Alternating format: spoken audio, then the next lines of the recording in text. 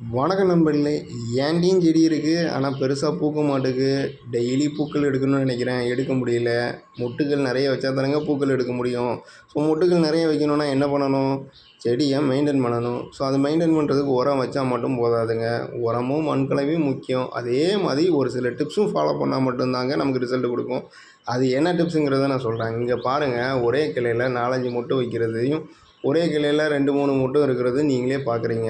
So கண்டினியூஸாக ஒரு செடியில் டெய்லி அறுவடை செய்யணும் அப்படின்னு நீங்கள் நினச்சிங்கன்னா இந்த டிப்ஸையும் சேர்த்து ஃபாலோ பண்ணுங்கள். கண்டிப்பாக ரிசல்ட் இருக்குங்க.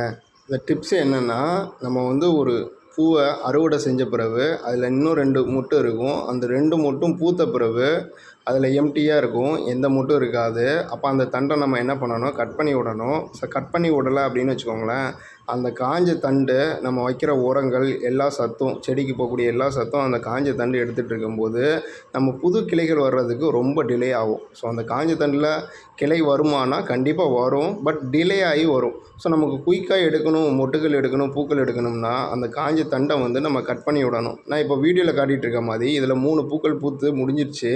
ஸோ அந்த 3 பூக்கள் பூத்து முடிஞ்ச பிறகு அந்த இலைகள் பாருங்கள் காஞ்சி போய் இருக்குது. ஸோ அதை நம்ம கட் பண்ணி விடணும். 1 இன்ச்சுக்கு கட் பண்ணி விட்டால் மட்டும்தான் நமக்கு புது கிளைகள் சீக்கிரம் வரும்.